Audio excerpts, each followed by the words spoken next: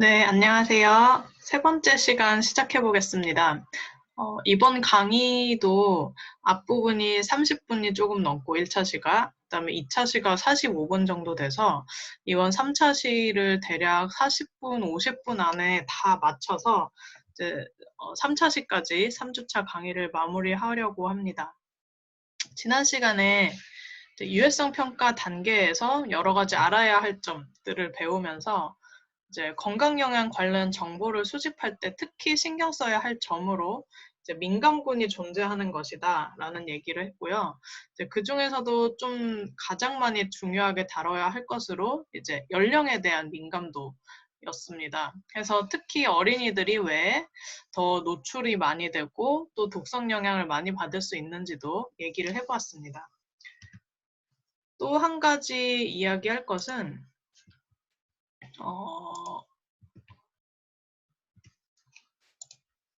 요 다음 페이지에 있는 이제 성별에 대한 것입니다. 이 성도 역시 건강 영향에 큰 이제 요인이 됩니다. 일단은 생물학적으로 당연히 다르기 때문에 이제 차이에 의한 영향이 있을 수 있고요. 그다음에 사회 경제적 차이에 의한 것도 이제 역학 연구나 인구 집단을 대상으로 연구하시는 분들은 이제 고려를 해서 건강 영양 관련 정보나 위해성 평가를 디자인하기도 합니다. 하지만 이제 위해성 평가에서 좀 더 크게 강조하고 있는 것은 아무래도 생물학적 차이이고요. 이것은 과학적, 의학적으로 밝혀진 사실에 근거해서 이제 어떤 물질은 더 독성이 높을 수도 있고 하다 이런 것들을 설명하는 것이어서 반드시 고려해야 할 필요가 있는 것들입니다. 아까 연령에서도 나왔는데 여기 보시면 이제 체지방 분포에 대한 이야기가 있어요. 체지방 분포가 아까 연령에 따라서 아기들이 훨씬 적다 얘기했었는데 역시 이제 남성과 여성도 다릅니다. 그래서 남성은 체지방 분포가 여성에 비해서 평균적으로 적은 편입니다. 연령에 따라서 조금씩 다를 수도 있긴 하겠지만 그래서 이 정도가 항상 정상이기 때문에 이제 친지질성 물질이 좀 더 여성에게 많이 축적되어 있을 가능성이 높은 거죠. 이걸 기준으로 하자면. 그래서 뭐 나중에 더 얘기할 수 있겠지만 어쨌든 이 몸속의 체지방 분포는 뭐 다른 화학물질보다는 기름을 좋아하는 지질에 훨씬 잘 녹는 그런 물질에서는 좀 중요한 차이를 설명하고 이것 때문에 건강 영향이 상당히 많이 달라지기도 합니다. 그래서 알아두셔야 할 점이고요. 그 외에도 이제 나중에 저희가 노출 시나리오를 가지고 노출량을 계산을 할 때 보면 전부 다 이제 계산식이에요. 전체 인구에 대한 값을 하나하나 알아서 계산할 수 없기 때문에 이제 피부 노출이라고 하면 체표 면적이 몇이니까 전신에 어떤 걸 발랐을 때 몸속으로 들어오는 양은 그러면 표면적 1cm 제곱당 뭐 얼마 이런 식으로 계산을 하게 돼요. 근데 체표 면적이 넓으면 아무래도 화학물질을 더 많이 도포를 하니까 더 많이 들어오겠죠. 그래서 그 숫자 자체가 차이가 있기 때문에 체표 면적이나 그다음에 수명도 나중에 또 배우시겠지만 저희가 화학물질을 섭취하고 나서 그 양을 체중 당량, 이제 노출량, 1일 노출량으로 환산을 할 때 수명에 따라서 이 값이 많이 달라지게 됩니다. 체중도 마찬가지로 이 수명과 체중은 모두 체중 당량 1일 노출량을 계산할 때 아주 중요한 자료여서 기본적인 요인인데도 당연히 수명은 여성이 더 긴 편이고 체중은 남성이 더 높은 편이고 하니까 차이가 있겠죠.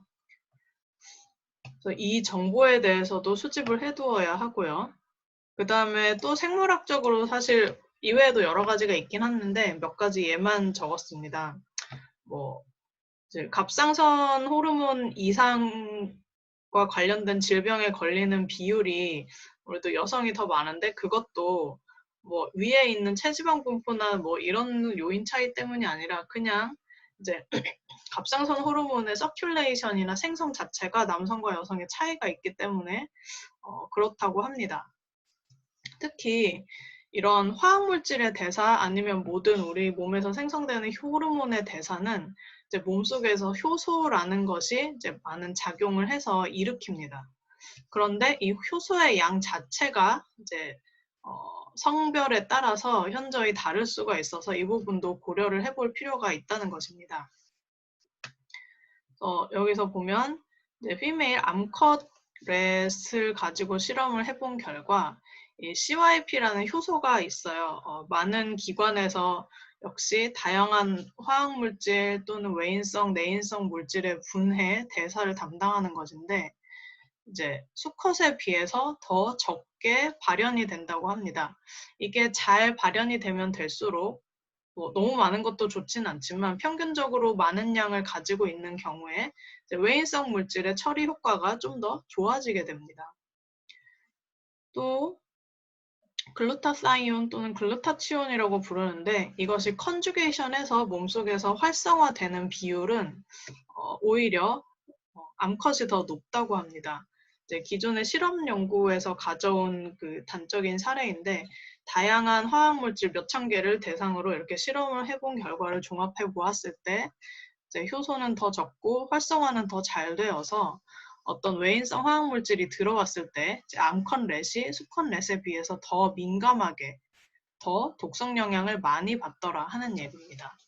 그래서 이런 생물학적인 차이가 있고 또 저희가 알지 못하는 생물학적 차이가 있을 수 있기 때문에 항상 이제 건강 영향을 평가를 할 때는 적어도 이제 여성과 남성을 구분을 해서 보는 것이 바람직하다고 보통은 이제 추천을 하고 있습니다. 또 한 가지 이제 사회경제적 특성을 고려해 볼 필요도 있겠죠. 네, 많은 경우에 이거는 단적인 예이지만 지금 현재 이제 어떤 직종에 여성이 더 많고 어떤 직종에 남성이 더 많고 이런 것들이 있을 수 있습니다. 대표적으로 이제 간호직 같은 경우 의사 대 간호사를 비교를 해보자면 의사 분야에는 이제 남성이 더 많은 편이고 비율이 간호사 분야에는 여성의 비율이 더 많은 편이고 해서 만약에 의사와 간호사 사이에 어떤 건강 영향을 일으킬 수 있는 화학물질이 존재한다라고 한다면 이제 당연히 성별에 따라서 이제 건강 영향 그리고 위해성 평가를 달리 해야 할 필요가 있을 것입니다. 교육 부분도 그렇고 이제 꼭 분리할 수 있는 꼭 같이 써야 하는 것은 아닌데 이제 정규직과 비정규직으로 나누었을 때 비정규직 노동자가 여성의 비율이 더 높다라던가 이런 것들이 이제 유해성 평가 단계에서 수집이 되어야 돼요.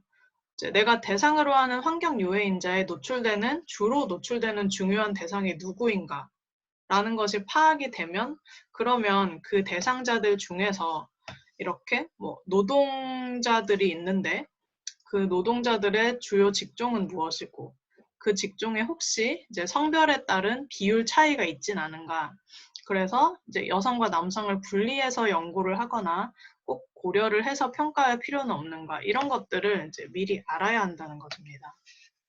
일례로 이제 매대에서 일하는 그 마트 캐셔 분들이죠.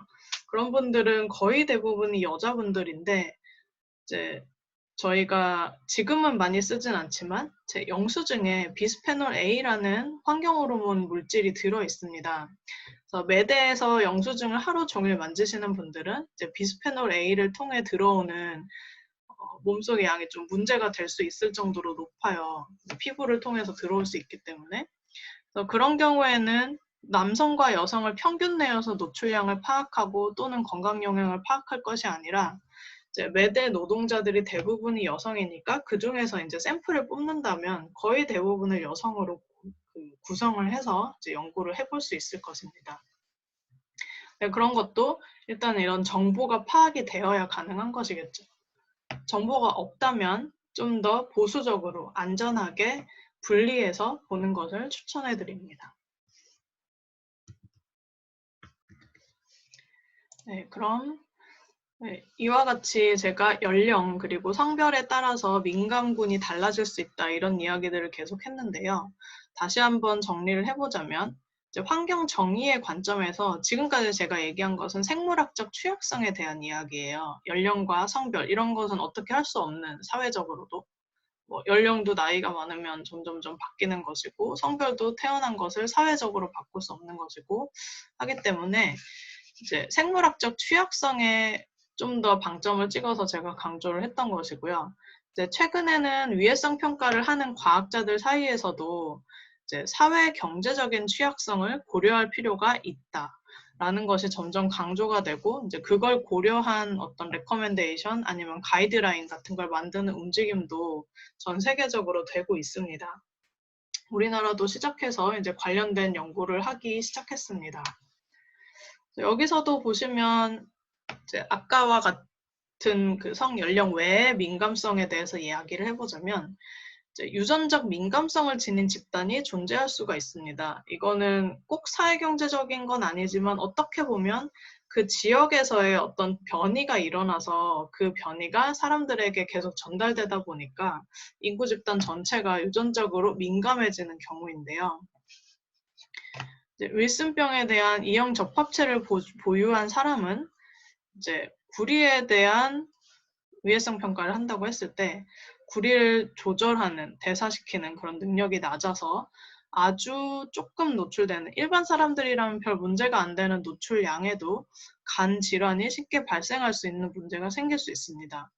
이제 이런 사람들이 만약에 이제 뭐 대도시라던가 이런 데서는 잘 일어나지 않겠지만 어떤 섬이라던가 아니면 시골 마을 이런 곳에서 집성촌을 이루면서 점점점 이 유전적으로 서로 비슷해지는 현상이 생긴다면 그런데 그 집단을 대상으로 어떤 물질에 대해서 위해성 평가를 할 경우가 생긴다면 이제 꼭 고려해야 될 문제가 될 수가 있습니다. 그리고 이 유전 얘기보다는 훨씬 더 이제 일반적인 예가 될 수 있겠죠. 사회 경제적인 민감 집단, 취약 집단이 존재할 수 있습니다. 단적인 예로 이제 사회경제적으로 가구 소득이 상대적으로 낮은 저소득층의 경우에는 뭐 영양뿐만이 아니죠. 사실 뭐 운동에 대한 접근이라던가 평균적인 운동 시간이라던가 이제 먹는 음식의 질이라던가 이런 것들이 많이 다를 수가 있습니다. 그리고 매우 저소득층인 경우에는 이제 영양 결핍 상태가 있을 수도 있죠. 또 성인보다 저소득층에서 사는 어린이의 경우 더 그러할 가능성이 높습니다. 그런데 이제 전반적인 뭐 탄수화물, 단백질 이런 거보다 그런 것도 물론 전체적인 면역력에 영향을 미치니까 당연히 영향이 있을 수 있겠고 연구를 통해 또는 실험을 통해서 밝혀진 예 중에 하나는 이제 비타민류의 결핍이 있으면 이 PCB라는 잔류성 유기오염 물질, 환경 중에서 어쩔 수 없이 배출되는 물질이에요. 잔류성이 높아서. 그리고 오존, 공기오염이죠. 이제 그런 것들에 대한 민감성을 증가시킬 수가 있습니다. 똑같은 양이 노출된다 하더라도 건강 영향을 많이 받는다는 차원에서 민감성을 증가시킨다는 뜻입니다. 그런 상황에서 이제 건강 영향이 아니라 노출에 대한 민감군이 될 가능성도 높습니다. 더 화학물질에 노출되기 쉬운 환경에 처해 있을 수 있는 가능성이 높기 때문입니다. 아까 제가 예로 든 이제 운동 같은 것도 사실 외인성 화학물질로 인한 피해를 줄이는, 잘 대사시키는 하나의 방법일 수가 있는데 이제 저소득층은 상대적으로 만약에 운동을 많이 할 시간이 없다라고 하면 이제 화학물질을 대사시키는 능력도 어쩔 수 없이 줄어들 가능성이 높아지는 거죠. 그리고 미세먼지 같은 것들도 공기는 모두 똑같이 주어지지만 이제 거기에 대처하는 뭐 마스크를 구하러 간다던가 아니면 마스크를 좀 이런 상황에서 이제 비싸게 되었는데도 돈을 주고 산다던가 하는 것이 아무래도 사회경제적인 상태에 따라서 좀 다를 수가 있겠죠. 그런 경우에 당연히 더 노출되기 쉬운 환경이 될 수가 있습니다. 우리나라나 도시만 가지고 생각해보면 이제 소득을 가지고 이야기를 해볼 수가 있겠고요. 국가적으로도 사실 마찬가지입니다. 지금 뭐 예전에는 우리나라도 이런 그 일반적인 위생 문제가 좀 심각하던 때가 있었지만 지금은 많이 줄어들었죠. 하지만 아직 다른 나라에 가면 그런 기본적인 위생 문제를 걱정해야 하는 나라들이 있습니다. 그런 경우에는 좀 더 노출이 잘 될 가능성이 높습니다. 한 가지 예를 들자면 이제 나중에 난연제에 대해서도 몇 번 더 이야기를 할 것 같은데, 이제 난연제라는 물질이 불에 잘 타지 않게 하는 물질인데, 이제 컴퓨터, TV, 냉장고와 같은 그 일반 대형 가전에 상당히 많이 들어갑니다. 그런데 이것이 폐기될 경우에 우리나라에서 모두 처리되지 않죠. 그래서 e-waste라고 하는데, 이 e-waste를 수입하는 국가가 있습니다. 거기서는 이제 그게 필요한 거죠. 나쁜 난연제가 있건 뭐 어떤 다른 중금속이 유출됐건 간에 이제 거기에 있는 전자제품을 분해해서 다시 이제 거기 있는 칩이라던가 아니면은 이제 플라스틱으로 개조해서 만드는 재료 같은 걸로 다시 가공을 해서 판매하는 일을 할 수 있게 됩니다. 이제 그런 상황에서 전자제품을 이제 분리하는 사람들이 아무래도 그냥 소비하는 사람, 우리나라에서 소비하는 소비자들보다는 거기서 이제 분리하는 노동자들이 훨씬 더 많은 화학물질, 난연제 물질에 노출될 수가 있겠죠. 이런 것도 이제 사회 경제적인 취약성에 포함이 됩니다. 다시 말씀드려서 다시 이제 이 그림과 같이 정리를 해보자면, 사실 저희가 위해성 평가를 한다는 것은 궁극적으로는 사람의 건강에 대한 일이고, 이 건강 피해가 환경 유해인자로부터 온다는 것을 전제로 하고 있습니다. 그런데 이 건강 피해는 단순히 환경 유해인자에 노출된다고 해서 바로 생기는 것이 아닙니다. 환경 유해인자와 건강 피해 간에 당연히 상관관계가 있겠지만, 그래서 환경 유해인자가 원인이라고 말할 수 있겠지만, 이 건강 피해라는 것 자체는 모두 이제 사회 경제적인 요인, 그리고 생물학적 요인에도 상당히 큰 영향을 받는다는 것이죠. 어떤 경우에는 환경 유해인자보다 이런 요인이 훨씬 더 중요할 수가 있습니다. 그래서 이제 저희가 위해성 평가나 건강 영향 평가를 할 때는 이런 사회경제적 요인, 생물학적 요인 같은 것들을 모두 고려를 하고 다른 것을 모두 배제했을 때도 이 환경유해인자 노출과 건강 피해 간의 상관관계가 상당히 인정된다라는 결론을 내릴 수 있도록 이제 연구를 디자인하고 정보를 수집하는 것이 꼭 필요합니다.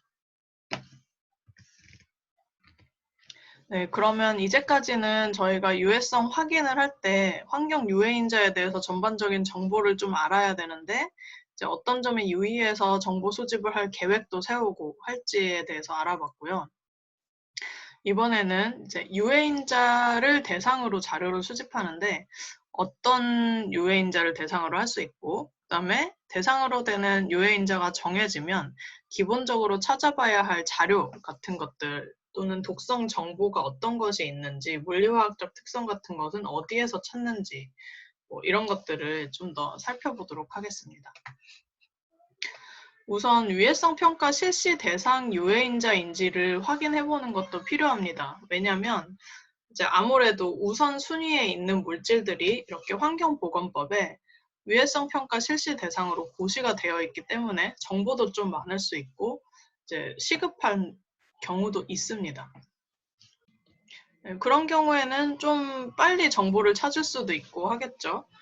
그래서 환경보건법에 저희가 위해성 평가 관련한 고시를 보시면, 잠시만요. 따로 열어서 보여드릴게요. 네, 이제 한글이 열렸습니다. 컴퓨터가 좀 느려서 이렇게 보여드리는데, 위해성 평가 관련된 법에서 그 본문에 있는 것은 아니고 별표, 부록에 있습니다. 이렇게 위해성 평가 실시 대상이 되는 환경 유해인자의 종류라고 해서 쭉 파스 번호와 이름, 그 다음에 한글명 같은 것들이 제시되어 있죠. 앞쪽은 주로 중금속류가 있고, 여기는 이제 제가 아까 난연제라고 통칭한 폴리브로마 다이페닐 에테르 물질도 있고, 다완 방향족 탄화수소, 물질 하나를 전부 넣기보다는 요즘은 이제 좀 혼합되어서 많이 사용되고 또는 이성체가 아주 많이 존재하는 화학물질 그룹이 있기 때문에 아예 그룹 자체를 이렇게 지정을 해두고 있습니다. PBD, 뭐 수은 화합물도 마찬가지고요. 이 PAH도 마찬가지고 그렇습니다. 여기서 먼저 내가 대상으로 하는 화학물질이 이제 우선 대상이 되는 환경유해 인자인가 이런 것들을 확인해 볼 필요가 있고요. 여기에 따라서 이제 정보를 좀 내가 별로 찾지 않고 위해성 평가를 수행할 수도 있고 아니면 뭐 노출 자료도 좀 많이 존재할 수 있고 이런 것들이 결정이 됩니다. 그래서 미리 확인해 보시기를 바라고요. 사실 뭐 이외에도 저희는 이제 이 목록에 있지 않더라도 시급하다고 판단되는 경우에는 얼마든지 이제 위해성 평가를 수행할 수가 있습니다. 이 파일은 이렇게 공개된 것이니까 따로 뭐 올려드리지는 않겠고요. 네, 다시 말씀드리면 이제 다른 물질도 얼마든지 저희가 위해성 평가를 할 수 있습니다. 그러면 유해인자가 정해졌다. A라는 화학물질로 정해졌다면 이게 전반적으로 얼마나 노출되는지를 알아야 위해성 평가를 하기 때문에 그 사용량 그리고 어디에 활용되는지를 알아야 이제 대상도 정하고 정확한 계산을 할 수 있기 때문에 용도 이런 것들을 다음으로 확인을 하게 됩니다. 저희가 그냥 이제 뭐 많이 알려진 또는 공개된 자료를 활용을 해야 되기 때문에 이제 많이 보는 것이 이 물질 안전 보건 자료 MSDS라고 많이 들어보셨을 거예요. 어떤 화학물질을 사면 꼭 첨부해야 되는 기본 화학물질의 특성을 담고 있는 자료입니다. 그리고 실험실의 안전을 위해서 꼭 필요한 자료입니다. 그리고 이제 용도는 이 화학물질 등록평가법의 시행령을 따라서 참고를 하시는 것이 아무래도 좋습니다. 그 다음 좀 더 나아가서 사용량을 알고 싶다라고 하면 이제 화학물질 취급 실적 및 유통량 조사를 하는데요. 화학물질 관리법에서는 사실 그 국민들의 알 권리와 건강을 지키기 위한 건강권을 위해서 자료를 공개하고 있습니다. 근데 항상 뭐 저희가 열람 가능한 상태로 비치해두거나 막 다운로드 받을 수 있는 것은 아니고 또 화학물질이 워낙 다양하다 보니까 없는 경우도 있을 수가 있죠. 해서 좀 이렇게 찾거나 아니면 요청을 해야 될 필요가 있는 경우가 있습니다. 네, 그러면 이제 이후에 MSDS는 어떻게 생겼고 또 뭐 유통량 조사 같은 것들은 어떻게 할 것인지 이런 것들을 좀 보여드릴게요. 그 전에 이 영상은 이제 나중에 좀 따로 보시면 좋겠는데 해저드가 무엇인지에 대해서 다시 한번 강조할 수 있는 영상입니다.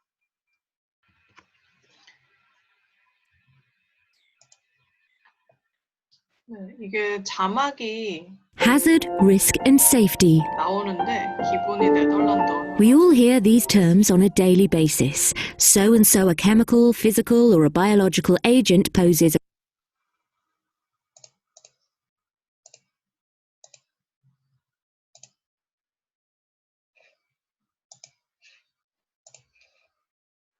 네, 다시 처음부터 보여드리겠습니다. risk and safety. We all hear these terms on a daily basis. So and so a chemical, physical or a biological agent poses a risk. This or that product is a hazard, or behaving a certain way is unsafe. A lot of the time, hazard and risk are freely used to mean the same thing.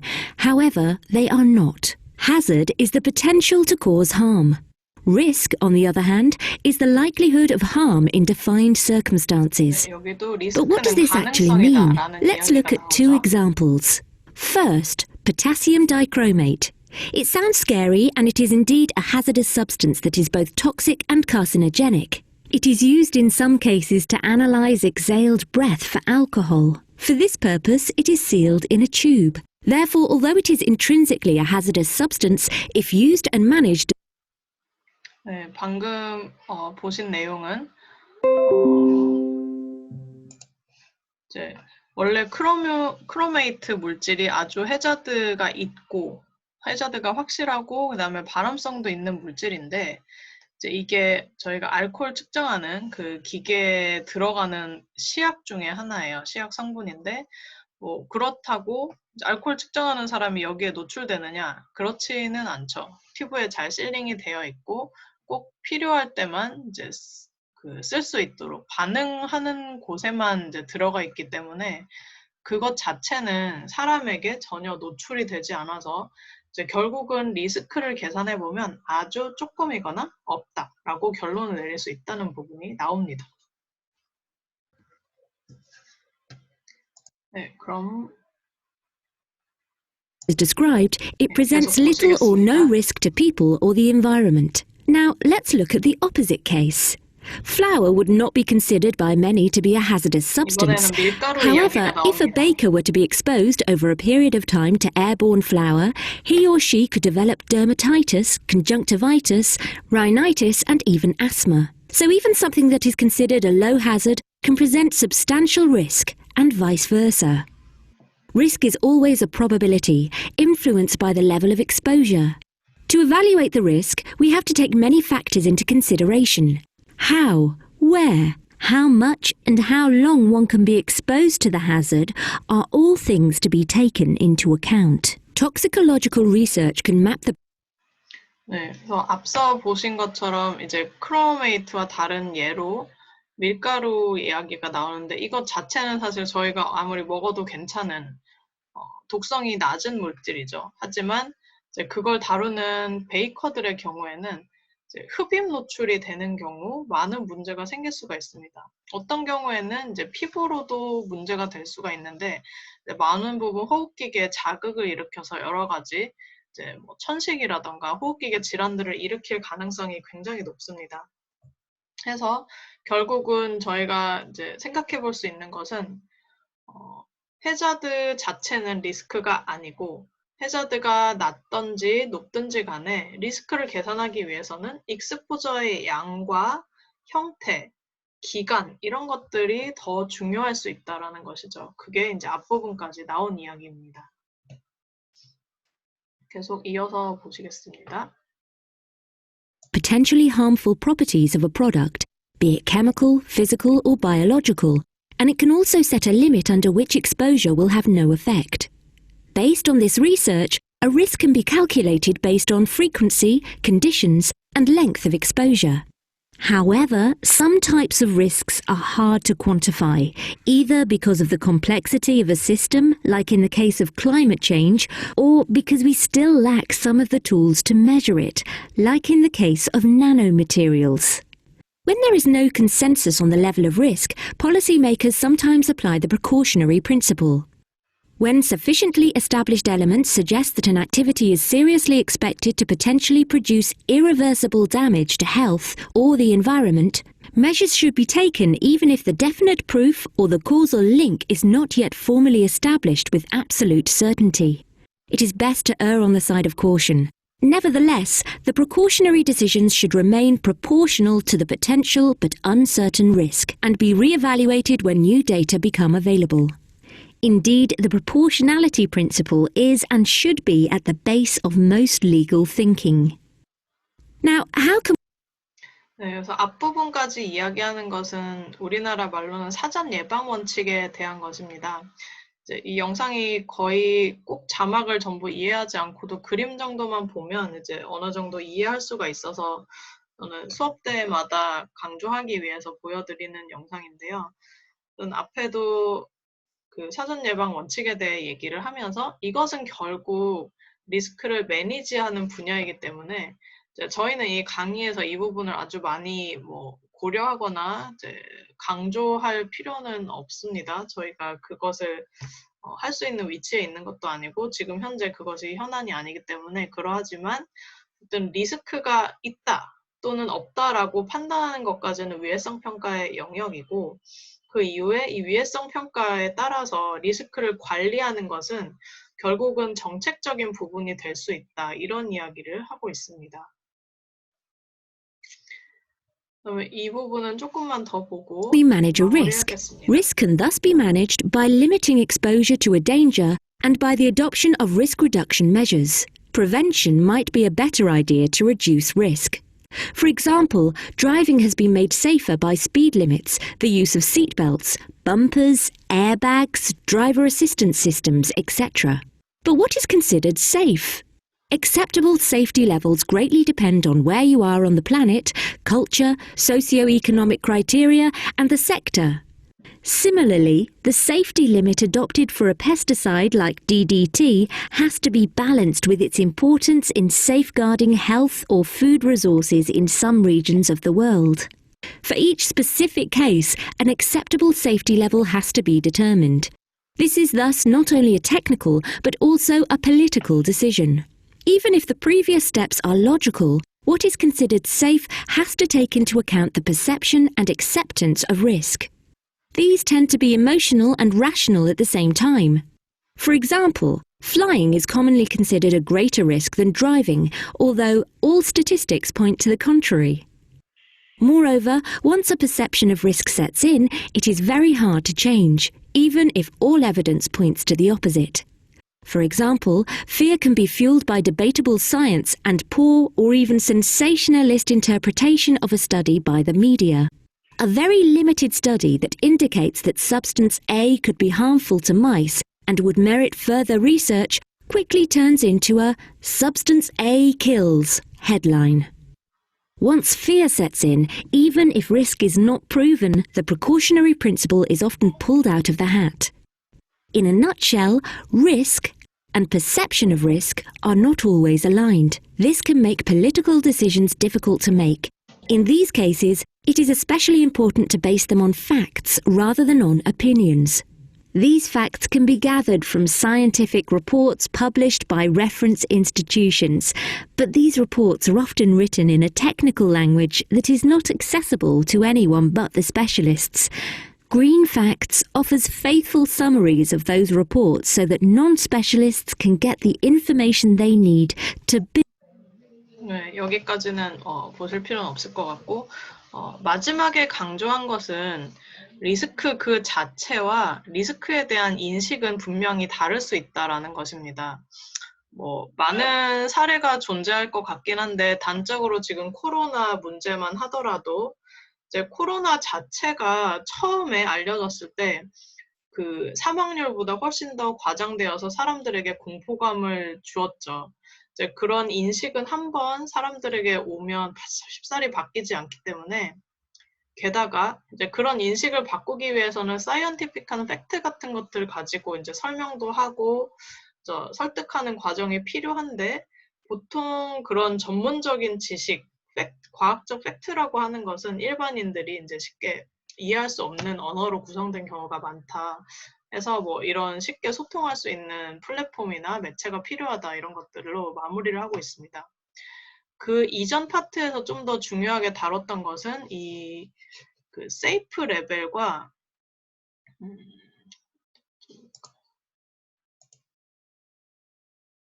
DDT 이야기를 하면서 이런 이야기를 했죠, 마지막으로. 이 세이프티 레벨과 억셉터블한 세이프티 레벨은 분명히 다르다라는 것입니다.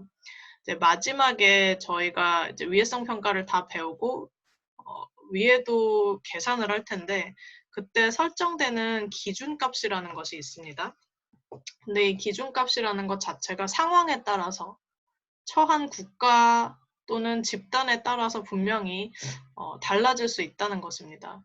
이제 DDT 같은 경우는 이제 잘 알려진 대로 말라리아 이런 것들을 없애기 위한 살충제죠. 처음에는 그게 그렇게 독성이 심한 줄 모르고 개발해서 일반 농약으로 사용이 됐습니다. 근데 점점점 이제 독성이 크다라는 것이 알려지고 잔류성이 크다라는 것도 알려지면서 사용을 금지하게 됐죠.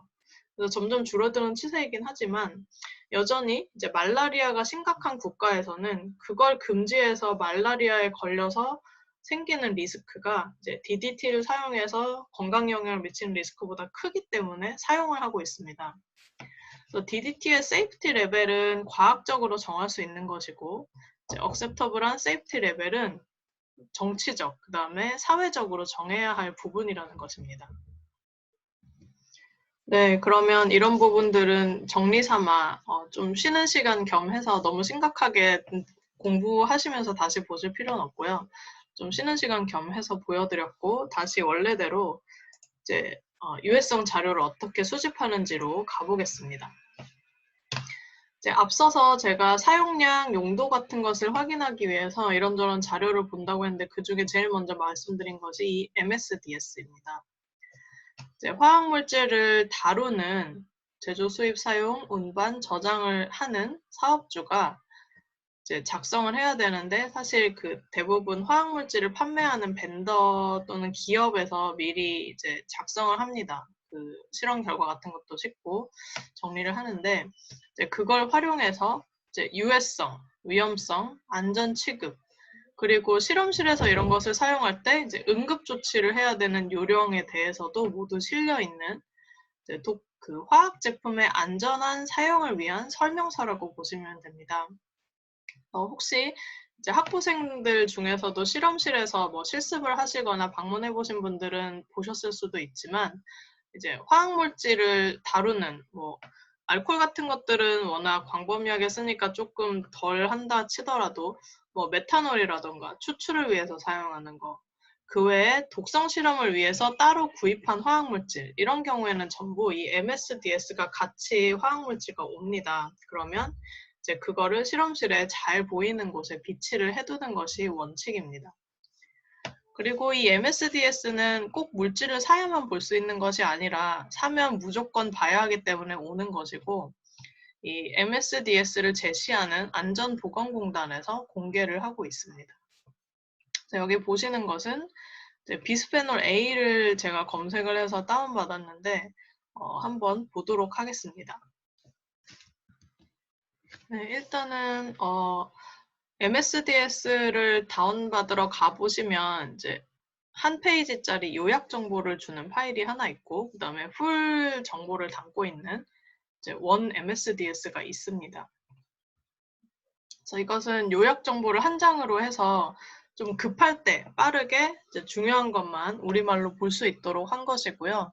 일반 정보, 물질 정보, 그 다음에 문자로 이렇게 유해성을 나타내는 기호들이 있습니다. 어디에 독성이 있는지, 어떻게 다뤄야 하는지에 대한 것이죠. 그리고 이제 유해 위험은 어떤 부분이 위험한가, 그리고 응급조치 요령이나 사고 시의 대처 방법, 이런 중요한 것들이 이제 적혀 있습니다.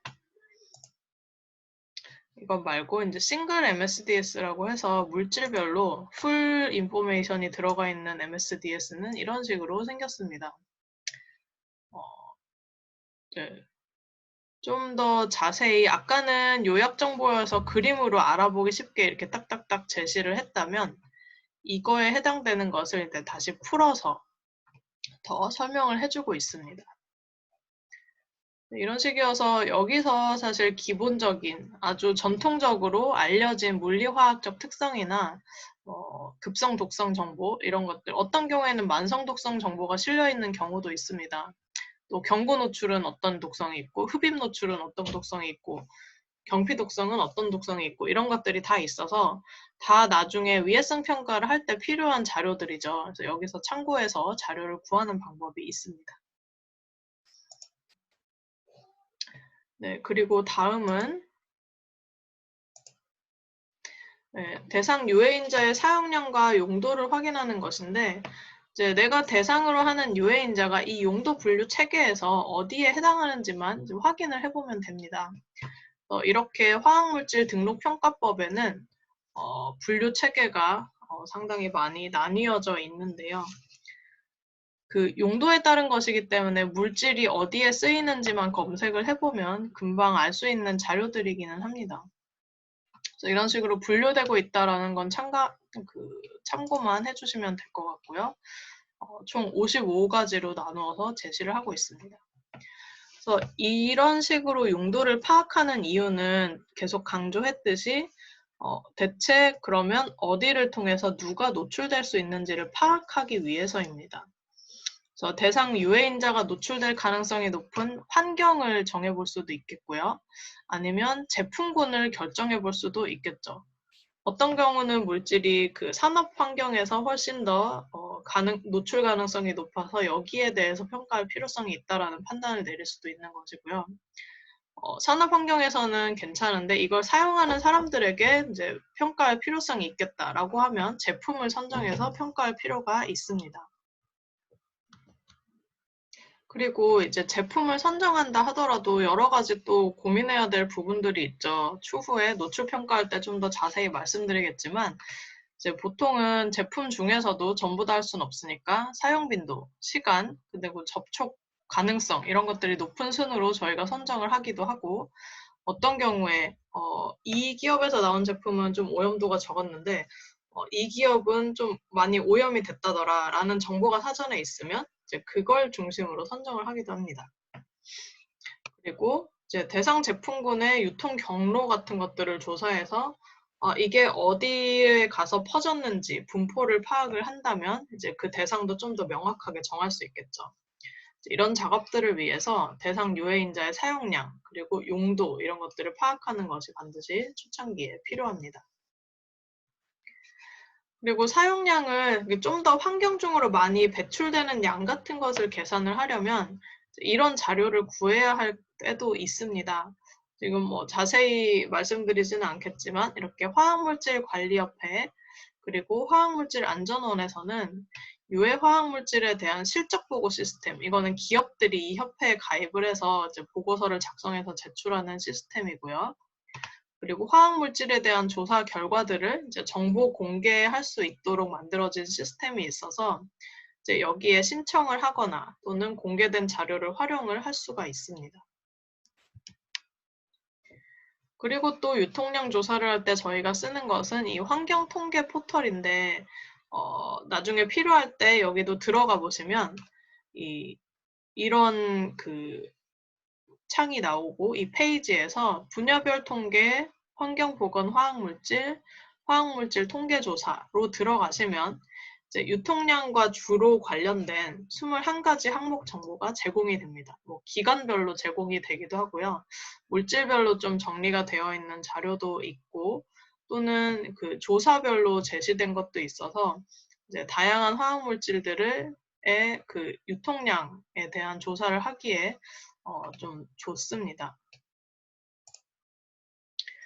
이런 식으로 유해성 평가를 위한 자료 수집은 사실 기본적으로는 그 물질에 대해서 조금 이해도가 있으면 훨씬 더 쉽습니다.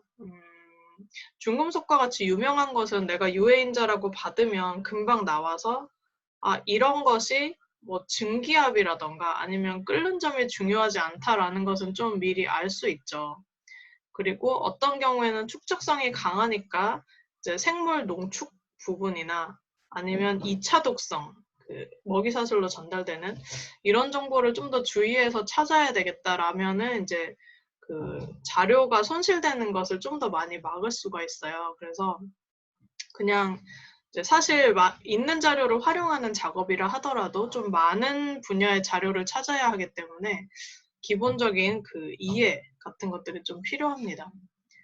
그리고 이런 기능이, 이런 기술이 사실 사업장, 그 다음에 화학물질 관리 같은 데서 지금 되게 강조되고 있는 부분이어서 그리고 보고 의무 같은 것도 계속 있어서 이행을 해야 되기 때문에 계속해서 이런 전문적인 기술이 있는 사람들이 요구가 되고 있습니다.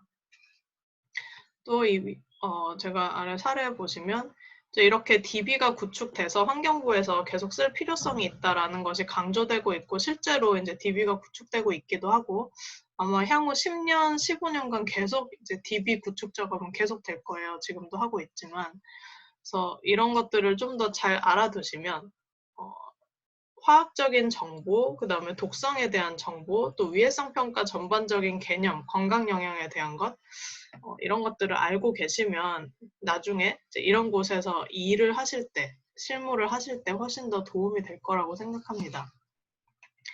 그리고 제가 여기서 좀 더 보여드리고 싶은 것은 이제 위해성 평가에서 유해성 평가가 그러면 어떤 맥락으로 활용되는가 계속해서 강조를 하고 있는데 이 보고서입니다. 이렇게 파라벤유에 대한 총 노출량 평가 그리고 통합 위해성 평가 기술 개발이라는 제목으로 위해성 평가를 수행을 했어요. 네, 이렇게 쭉 보시면 네, 이런 것들이죠. 이제 이화학적 특성을 기본적으로 정리를 하게 되어 있습니다. 정리 형식이 항상 균일한 것은 아닌데 이런 식으로 있는 정보를 조사해서 모두 넣게 되어 있죠. 여기서는 6가지 파라벤이 대상이었기 때문에 6가지에 대해서 전부 이런 식으로 조사를 했고요. 어디에 쓰는지 뭐 그런 것들도 대략 조사를 해서 요약을 했습니다. 그리고 나면 실제 독성 자료 같은 것들을 찾게 되는데 이제 그것도 이제 대부분의 위해성 평가하는 기관이나 이런 곳에서 이제 요구하는 서식이 있습니다. 저희는 식품의약품안전처에서 제공하는 서식을 활용을 했는데 문헌조사를 하고 나면 이런 식으로 이제 어떤 항목을 채워야 하는지가 정해져 있기 때문에 독성 자료라면 뭐 급성 독성, 만성 독성이 있을 수 있고 독성 중에서도 뭐 무슨 생물종에 대해서 해야 하고 사람에 대해서 해야 되고 이렇게 그 소제목에 따라서 채워야 할 항목들이 있습니다. 이제 그거에 따라서 정리를 하게 되고 나중에 이걸 활용해서 이런 식의 독성 참고치, 저희가 그 위해성 평가를 할 때 안전하다라고 말할 수 있는 기준치를 말하죠. 이거를 이제 결정을 할 수 있습니다. 어떤 경우에는 정확하게 독성 참고치가 하나밖에 없고 잘 성립이 되어 있어서 별 신경 쓰지 않고 써야 되는 경우도 있는데 그렇지 않고 이렇게 조사를 좀 많이 해서 어떤 기관에 몇 년에는 이렇게 말을 했는데 또 다른 기관에서는 뭐 이렇게 말을 하더라. 왜냐하면 기준으로 하는 그 건강 영향이 좀 다를 수도 있거든요. 그리고 또 어떤 기관에서는 이제 다른 실험 결과를 통해서 이런 식으로 2로 얘기를 했더라. 2나 10이나 1000은 물질이 좀 다르긴 하지만 큰 차이가 나죠. 그래서 이런 것들을 일단은 전부 조사를 한 다음에 다시 이거에 대해서 판단을 해야 됩니다. 이것도 유해성 평가 과정에서 모두 하는 것이에요.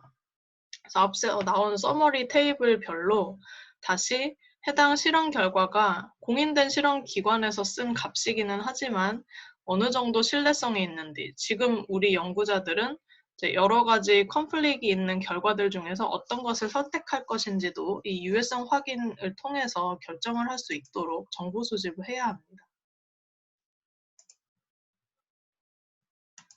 네, 그러면 이제 나중에는 최종적으로 결론을 내려서 결정된 값으로 위해성 평가를 수행을 하면 되겠죠. 네, 이런 식으로 유해성 확인이 위해성 평가에서 아주 중요한 단계이다라는 것 말씀을 드렸고, 이제 유해성 확인이 그냥 정보 수집이기는 하지만 일종의 기술이며 전반적인 그 이해도가 필요하다라는 것도 말씀을 드렸습니다.